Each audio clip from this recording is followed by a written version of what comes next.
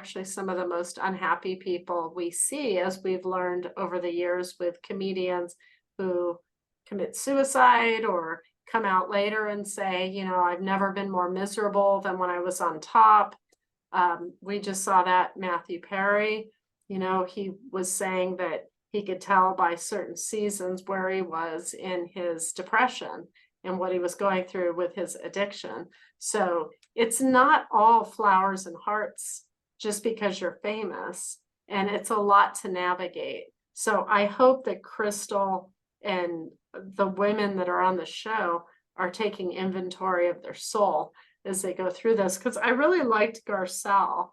She seemed very real, and I could tell she's a great mom, that she actually really cares about how her boys feel. So there's some realness to it, but I've noticed that on Housewives, they tend to want to bring in the people who are part of the turmoil and not the niceness as much.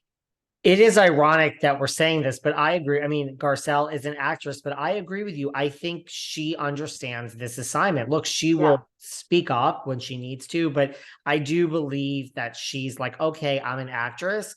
Right. This is not an acting job. I'm hired for reality. I really think she understands it. And she is like, I could act, but that's not this job that I was hired for. I mean, she was also on, you know, she had The Real, which was a talk show. I think Garcelle understands, like, could compartmentalize and is like, this is not an acting job. I have many of those. This is not that. I'm supposed to be real. Well, and when her sons are around, you could really see that maternal love and sincerity come out in her, of her concern about her children. And I do appreciate that. I think it's a nice contrast on the cast that they're showing that. And then you have all of the drama going on with everybody else's lives. So I think all of these women love their children. I just, with Garcelle, I really felt like she was dialed into them and carried that mom guilt that we all get from working to build our career and having to sacrifice some moments with our children, and then our children letting us know that we weren't maybe there at that time as much as they would have liked us to be. Fortunately, I didn't have that.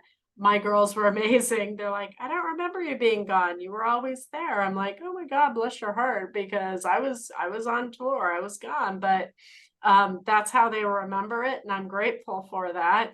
But with Garcelle, her boys, they're at a very feisty age of 15. And I hope that a lot of the moms out there who have had 15-year-old sons let her know that 15-year-olds are just all about their own life and their own world. And if they can make you feel badly for it, they will, because it's currency for them. They can get what they want. It's part of the manipulation of teenage that's what life. Teenagers do. Yeah. Do you think, because you said control, like with Mauricio, like I never saw that, but I saw it in that scene where he's like, I don't know the words he used, like Pooh Bear, or where he's like, he got a lot of flack online where he's like, you're not allowed to get another tattoo or whatever he said. I started seeing this whole like different, that scene to me was like, I'm like, wow, is this really the dynamic of their relationship? Because I never realized that. Well, I don't think you were ever allowed to maybe see that before. I know that he's lived part of his life with her has been very secretive. I have to go to Mexico. I've got to go on this trip. And she's not there. And she doesn't know what happens when he goes there. And a lot of people would say, well, she trusts him. It's like, well, that's great. But why wouldn't he want her there with him? And this last week, she had said she didn't want to go.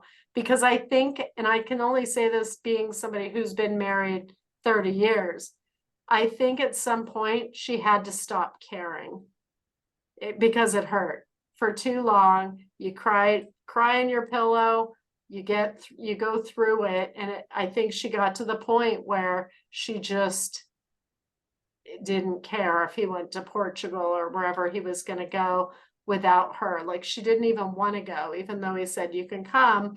I think she just was over it by that point. But he's been running that household and what he wants.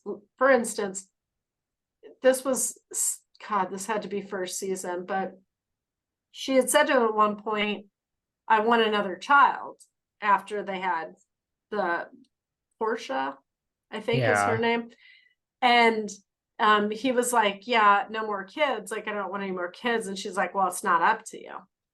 And so there's been this dynamic between the two of them for a long time, this push pull of who's going to get their way as well. So I think you've got two people who want control butting heads at times, which isn't totally unusual in marriages, but we're watching theirs on television, so it's a little different.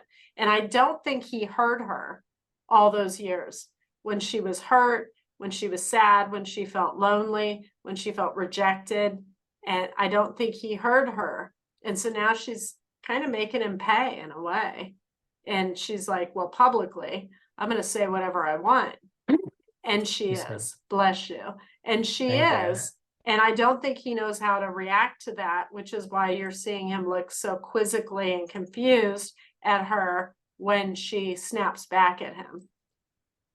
Yeah, to that point, I just feel like, are we watching a woman who is like in her mid to late 50s finally for the first time? Like, because this is how I see it. And this is my own backstory. Like, you know, you grow up with Big Kathy, and Big Kathy was controlling and wanted, you know, taught the girls from a young age that like money is all that matters. Well, And their mother yeah, taught Kathy that too. yeah. That came from somewhere. And Kathy's an eldest child. Eldest children are overachievers and tend to respond to the parents more. So I think the dynamic you're seeing is Kathy is a lot like her mom. Right. So it started with a mother, she was controlling, and then to have this with Kathy.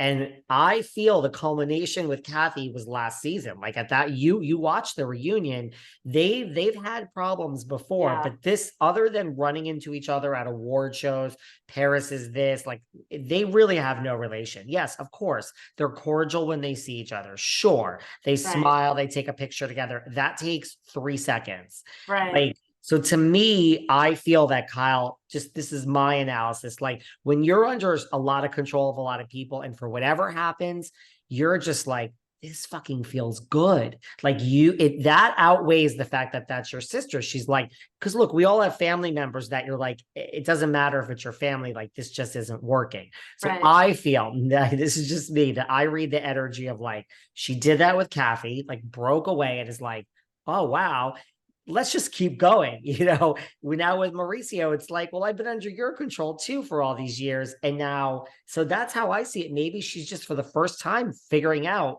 like who Kyle is. And it's like, welcome to the world, Kyle. It's a great life if you live for yourself, right? Finding her voice. Sure. Yeah. I could see that. And with her sister, I would say the dynamics of the family has been and this is why I took our daughters out of Beverly Hills after that, because I didn't want them to grow up to be that. But there is a culture of raising your daughters to marry famous and wealthy men. And so I think that Kathy, that's how she was raised. That's how they were all raised. You can truly see when Kyle's hurt by Kathy, when Kathy takes a tone